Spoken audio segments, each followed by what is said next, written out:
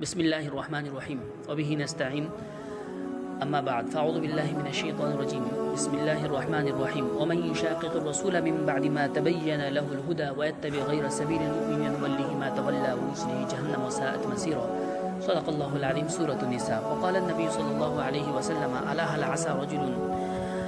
हल आसा रजुलुन यब्लुगुल हदीसु अन्नी व हुवा मुत्तकिउन अला अरीकतिहि फ़यक़ूलु बैनना व बैनकुम किताबुल्लाह फमा वजदना फ़ीहि हलालन इस्तहललना व मा वजदना फ़ीहि हरामन हर्रमना व इन्नमा हर्रम रसूलुल्लाह सल्लल्लाहु अलैहि वसल्लम कमा हर्रम अल्लाह रवाहु तिरमिज़ी 2664 নম্বর হাদিস। আজকের বিষয়বস্তু হলো মাওলানা মওদুদী অর্থাৎ জামাতে ইসলামের যে মূল নেতা, যার মাধ্যমে জামাতে ইসলামের ভিত্তি স্থাপন হয়েছে, সে ব্যক্তির আকীদা বিশ্বাস কেমন ছিল এবং সে আকীদা নিয়ে একটু পর্যালোচনা করব ইসলামের দৃষ্টিকোণ থেকে। এবং সাথে মাওলানা দিলওয়ার হোসেন সাঈদীর একটা ভিডিও সামনে এসেছে। তিনি কিছু বছর পূর্বে তাঁর হায়াত অবস্থায় একটা বড় জলসার মাধ্যমে তিনি মাওলানা মওদুদী সাহেবের খুব প্রশংসা করেছেন, তাঁর তাফসিরকে খুব প্রশংসা করেছেন, প্রমাণ করাতে চেয়েছেন তিনি হক ছিলেন। সেটা নিয়ে আলোচনা করব। আমাদের জানতে হবে, আমাদের বুঝতে হবে যে কোনো ব্যক্তির সাপোর্ট, কোনো যত বড় ব্যক্তি হোক না কেন, সে আল্লামা হোক, মুফাসসির হোক, মুহাক্কিক হোক, সে আলাদা ব্যাপার। সেই ব্যক্তির, এই বড় ব্যক্তি যদি কোনো ব্যক্তিকে সাপোর্ট করে থাকে, তাহলে সে ব্যক্তির হক হওয়ার এটা কোনো আলামত আমরা বলতে পারবো না। কোনো ব্যক্তির হক কি সে হক নয়, সে সৎপথে রয়েছে কি নয়, সেটা আমাদের জানতে গেলে কোরআন হাদিসের আলোকেই জানতে হবে। কোরআন হাদিসের যে সকল বিশ্বাস আকীদা আমরা পেয়েছি, সেই আকীদাগুলোকে সে মানে কি না। যদি মেনে থাকে আলহামদুলিল্লাহ, এবং ইজমা কিয়াস সকল উম্মত একমত যে ব্যাপারে, সেখানে সে একমত কিনা এগুলো আমাদের দেখতে হবে। যদি একমত হয়ে থাকে আলহামদুলিল্লাহ সুম্মা আলহামদুলিল্লাহ, তা না হলে আমরা তাকে হক বলে স্বীকার করতে পারবো না। যদিও কোনো বড় বড় আলেম, মক্কার কোনো ইমাম তার মেনে থাকে, ফলো করে থাকে, এটা কোনো দলিল নয়। সেই জন্য করে আমি বলতে চাই, মাওলানা দিলওয়ার হোসেন সাঈদী, আমার জানা মতে আল্লামা দিলওয়ার হোসেন সাহেব তিনি বিশ্বাসগতভাবে ভালো ছিলেন এবং তাঁর সহিউল আকীদা, সঠিক বিশ্বাস তাঁর ছিল এবং বড় যোগ্যপূর্ণ আলেম, মুহাক্কিক ছিলেন। এবং আল্লাহ তাবারক তাআলা তাঁর উপরে রহম করম করুক, তাঁকে ক্ষমা করুন। আমি বলতে চাই, দিলওয়ার হোসেন সাঈদী সাহেব বোঝাতে চেয়েছেন তাফহিমুল কোরআন। পৃথিবীর যত কোরআন এবার তাফসির লেখা হয়েছে, তার মধ্যে একটা অন্যতম তাফসির। এই তাফসির যদি কোনো ব্যক্তি পড়ে, তার জন্য যথেষ্ট হয়ে যাবে। কোরআন ইসলামের বিধিবিধান জানার ক্ষেত্রে তার জন্য যথেষ্ট হয়ে যাবে, অন্য কোনো তাফসির পড়ার প্রয়োজন হবে না। এটা তিনি বোঝাতে চেয়েছেন। এবং বলেছেন যে মক্কার ইমাম তাঁর নামাজে জানাজা অংশগ্রহণ করতে চেয়েছেন এবং এসেছিলেন, এবং মক্কা শরীফের মধ্যে তাঁর গায়েবানা নামাজে জানাজা পড়ানো হয়েছিল। এখন প্রশ্ন হলো, কোনো ব্যক্তিকে যদি মক্কার ইমাম নামাজ জানাজা পড়ায় বা আসে সে নামাজ পড়ার জন্য, তাহলে সে ব্যক্তির হক হওয়ার দলিল হবে কি, প্রমাণ হবে কি? এটা কি আমাদের শরীয়ত শেখায়? না। যদি তাই হয়, আল্লাহ রাসূল সাল্লাল্লাহু আলাইহি ওয়াসাল্লাম স্বয়ং মুনাফিকের জানাজার নামাজ পড়েছেন এবং তার জন্য দোয়া করেছেন, তাহলে এটাও দলিল হয়ে যাওয়ার কথা ছিল। কিন্তু আল্লাহ তাআলা আলাদা বিষয় যে আল্লাহ তখন ওহীর মাধ্যমে জানিয়ে দিয়েছে যে আগামীতে পড়বে না। কিন্তু এখন তো আর ওহী নেই। তো সেই জন্য করে কোনো মহান ব্যক্তি কারো যদি নামাজে জানাজা পড়ায়, তাহলে সেটা দলিল হয় না। যদি হতো তাহলে মুনাফিক সে ব্যক্তি জান্নাতে যেত। জান্নাতে কখনোই যাবে না, এটা আমরা জানি, কারণ সে মুনাফিক ছিল। আল্লাহ রাসূল জানাজা নামাজে পড়েছে, তা কী হয়েছে? তাতেও কোনো আসে যায় না। তো সেই জন্য মক্কার ইমাম নামাজে জানাজা পড়ালেও কোনো তার হক হওয়ার কোনো দলিল হতে পারে না। রইল তাফহিমুল কোরআন এবং তাঁর কিতাবসমূহ, তার মধ্যে কী লেখা রয়েছে সেটা আমরা একটু জানার চেষ্টা করব। তাহলে আমরা জানি তাফহিমুল কোরআন মাওলানা মওদুদী সাহেবের তাফসির। সেই তাফসিরের মধ্যে তিনি যা লিখেছেন, বহু কিছু লিখেছেন, তার মধ্যে আমি তুলে ধরছি। তাফহিমুল কোরআন খণ্ড 2 344 নম্বর পৃষ্ঠায় সূরা হুদের 46 নম্বর আয়াতের ব্যাখ্যায় তিনি লিখছেন, নূহ আলাইহিস সালাম তিনি তাঁর শারীরিক কমজোরির কারণে তিনি জামানা জাহিলিয়াতের জজবার শিকার হয়ে গেছেন। নাউজুবিল্লাহ। একজন নবী হয়ে তিনি তাঁর শারীরিক কমজোরির কারণে, মানে অসুস্থ বা যে কোনো কারণে, যে জাহিলিয়াতের জামানার আকীদা বিশ্বাসকে খণ্ডন করতে আল্লাহ তাআলা তাকে পাঠিয়েছেন, স্বয়ং সেই নবী সে তার শিকার হয়ে গেছে, তার অন্তর্ভুক্ত হয়ে গেছে। নাউজুবিল্লাহ। এই কথা তিনি লিখছেন সূরা হুদের 46 নম্বর আয়াতের ব্যাখ্যায়। সূরা ইউনূস আলাইহিস সালামের ব্যাপারে তিনি সূরা ইউনূসের ব্যাখ্যায় লিখছে 6 নম্বর তাফহিমুল কোরআন 6 খণ্ড 212 নম্বর পৃষ্ঠা 213 নম্বর পৃষ্ঠাতে, যে হযরত ইউনূস আলাইহিস সালাম আল্লাহর পয়গামকে সঠিকভাবে উম্মতের কাছে পৌঁছাতে পারেনি, তার মধ্যে কমি খামি হয়েছে। নাউজুবিল্লাহ।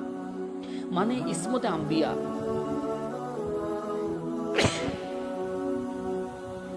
ইসমতে আম্বিয়া অর্থাৎ নবীরা মাসুম, নবীদের থেকে শরিয়াত বিরোধী কোনো কাজ হতে পারে না।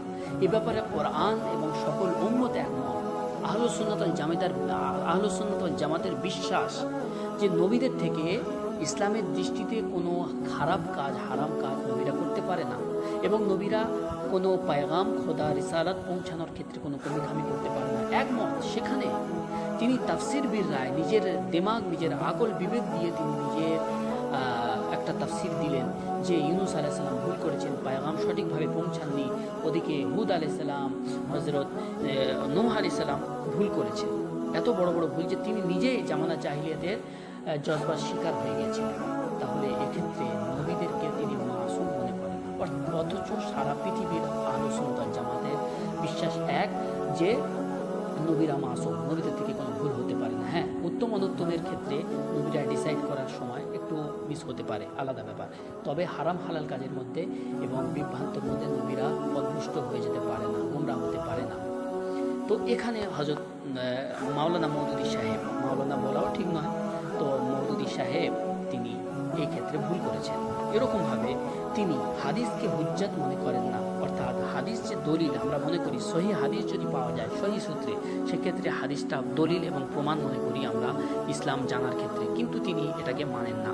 যেমন খেলাফত ও মুলুকিয়াত, আল জিহাদ ফিল ইসলাম নামক কিতাব, তাফহিমাত, রাসাইল মাসাইল, রিসালাত তারজুমাতুল কুরআন, তাজদীদ ওয়া ইহয়ায়ে দ্বীন, এই সকল কিতাবের মধ্যে তিনি এটাই বোঝাতে চেয়েছেন যে হাদিস হুজ্জত নয়, হাদিসের প্রমাণ নয়, কারণ হাদিস তো নবীর চলে যাওয়ার অনেক পরে লেখা হয়েছে, ফলে হাদিসের মধ্যে ভুল হতে পারে, নাউযুবিল্লাহ। অথচ সারা পৃথিবীর আহলুস সুন্নাত ওয়াল জামাত এই কথা মানে, সহি হাদিস যদি পাওয়া যায় সহি সূত্রে, সেটি সকলে একমত। যেমন বুখারী মুসলিমের হাদিস, এগুলো সবই সঠিক, এর মধ্যে কোনো ভুল নেই, এটা সকলে মানে, সেক্ষেত্রে তিনি হাদিসকে হুজ্জত মনে করেন না। তাই আমরা বলতে পারি যে মওদুদী সাহেবের এই ধরনের যে বিশ্বাস, নবীরা ভুল করতে পারে, নবীরা ভুল পথ হতে পারে, ভুল পথে পড়তে পারে, এবং নবীদের রিসালাত পৌঁছানোর ক্ষেত্রে কমিখামি হয়ে গেছে, আর কোরআনের তাফসির বীর রায় করেছেন, এগুলো একেবারে আহলুস সুন্নাত ওয়াল জামাতের আকীদার বাইরে। সেজন্য করে আল্লাহ তাবারক ওয়া তাআলা কোরআন শরীফের মধ্যে যে আয়াতটা আমি পড়েছি, ওমান ইউশাকিকির রাসূলা মিন বাদি মা তাবায়্যানা লাহুল হুদা ওয়া ইয়াত্তাবি গায়রা সাবিলিল মুমিনিনা নুওয়াল্লিহি মা তাওয়াল্লা ওয়া নুসলিহি জাহান্নামা ওয়া সাআত মাসীরা। যে ব্যক্তি আল্লাহ রসুলের কাছে পাঠানো যে সকল আয়াত রয়েছে, যা কিছু আল্লাহ বিধিবিধান নবীর উপরে পাঠিয়েছে, ওয়াজে হয়ে যাওয়ার পরে, স্পষ্ট হয়ে যাওয়ার পরে সে মুখ ফিরিয়ে নিল, মানে তাফসির বীর রায় করলো, নিজের মত পেশ করলো। আল্লাহর তাবারক তাআলা নবীর কাছে কথা পাঠিয়ে দিয়েছেন, যা পাঠানোর, যা বিধিবিধান দেওয়া হয়ে গেছে, তারপরে সে নিজের ইচ্ছা মতো চললো, সেগুলোকে মানলো না। আল্লাহ বলছে মা তাওয়াল্লাও, আমি তাকে এবং মুমিনদের পথকে অনুসরণ করলো না। মুমিন আহলুস সুন্নাত ওয়াল জামাত এবং সকল মুমিন যে পথে চলছে, সে পথের বাইরে সে চললো। নুওয়াল্লিহি মা তাওয়াল্লা, সে যা চাইবে, যে পথে চলতে চাইবে, আমি তাকে ছাড় দেব, সে চলুক। অনুসলিহি জাহান্নাম, পরে তাকে জাহান্নামে প্রবেশ করাবো। ওয়াসাআত মাসীরা, এটা খুব খারাপ ঠিকানা। তাহলে বোঝা গেল আয়াতের ব্যাখ্যায়, যে ব্যক্তি আল্লাহর কাছে, আল্লাহ রসুলের পাঠানো বিধিবিধানকে অস্বীকার করলো, মুমিনদের পথে চললো না, আর নিজের পথ বের করে নিল, নিজের মত পেশ করলো, সে ব্যক্তি পথভ্রষ্ট হবে, আল্লাহ তাবারক ওয়া তাআলা তাকে জাহান্নামে দেবে। তাহলে এখানে তাফসির বীর রায় নিজের মত পেশ করছে, সারা পৃথিবীর আলেমে একমত, সারা পৃথিবীর ওলামা একমত, সেখানে নিজের মত পেশ করছে, তাহলে আয়াত ব্যাখ্যা অনুযায়ী তিনি পথভ্রষ্ট। আল্লাহ তাবারক ওয়া তাআলা তাকে কি করবেন আল্লাহই ভালো জানেন। দ্বিতীয় কথা, হাদিসের মধ্যে আল্লাহ রাসূল সাল্লাল্লাহু আলাইহি সাল্লাম বলেছেন, আলা আসা, শোনো, খুব শীঘ্রই কিছু মানুষ এমন আসবে, তাদের কাছে আমার হাদিস পৌঁছে যাওয়ার পরে তারা গদিতে, বালিশে এবং মঞ্চে বসে টেক লাগিয়ে বলবে, ফায়াকুলু বাইনানা ওয়া বাইনাকুম কিতাবুল্লাহ, আমাদের মাঝে আল্লাহর কিতাব রয়েছে, এটাই যথেষ্ট। ফামা ওয়াজাদনা ফি হালালান ইস্তাহলালনাহু, সেই কিতাবের মধ্যে, মানে কোরআন শরীফের মধ্যে যেগুলো আমরা হালাল পাবো সেগুলোকে হারাম জানবো, হালাল পাবো সেগুলোকে হালাল জানবো, যেগুলোকে হারাম পাবো সেগুলো হারাম জানবো। এর বাইরে যদি আমরা কিছু শুনি রাসূল সাল্লাল্লাহু আলাইহি ওয়াসাল্লাম বলেছে, বা সেগুলোকে আমরা মানবো না। অথচ আল্লাহ রসুল বলছেন, মা হারামা রাসূলুল্লাহ সাল্লাল্লাহু আলাইহি ওয়াসাল্লাম কামা হারামাল্লাহ, যেভাবে আল্লাহ কোনো জিনিসকে হারাম করেছেন, আমি রসুল সেভাবেও হারাম করেছি। অর্থাৎ আল্লাহর হারামকে যেভাবে তোমাদের মানতে হবে, আমার হারামগুলোকেও মানতে হবে, মানে নবীর কথাগুলো, হাদিসগুলোকেও মানতে হবে। তাহলে এই যে মওদুদী সাহেব, তিনি আল্লাহ রসুলের হাদিস অনুযায়ী সেই হচ্ছে যে তিনি বলছেন যে হাদিস মানলে হবে না, কোরআন আমাদের জন্য যথেষ্ট, হাদিসে ভুল হতে পারে। অথচ আল্লাহ রসুল বলছে আমিও বিধান দিয়েছি যেমন আল্লাহ বিধান দিয়েছে। তো সেজন্য করে আমরা স্পষ্টভাবে বুঝতে পারলাম মাওলানা মওদুদী সাহেব কোরআন শরীফের মধ্যে নিজের রায় পেশ করেছেন, নিজের ব্যাখ্যা, নিজের মাথায় যে বুদ্ধি বিবেকে যে তাফসির পেয়েছেন সে তাফসির উল্লেখ করেছেন। যদিও তাঁর লেখনী শক্তি খুব সুন্দর ছিল, আকৃষ্ট হয়ে যেত মানুষ এবং খুব সুন্দরভাবে বোঝানোর ক্ষমতা তাঁর মধ্যে ছিল, এটা আলাদা বিষয়, কিন্তু তিনি পুরো উম্মতের থেকে আলাদা হয়ে গিয়ে আলাদা তাফসির করেছেন, যেটা আমি উল্লেখ করে দিয়েছি। তাই মওদুদী সাহেবের ব্যাখ্যা, মওদুদী সাহেবের আকিদা একেবারে ঠিক নয়, গোমরাহ কোন আকিদা। সেজন্য আমরা এনার থেকে বেঁচে থাকার চেষ্টা করব। ওমা আলাইনা ইল্লাল বালাগ।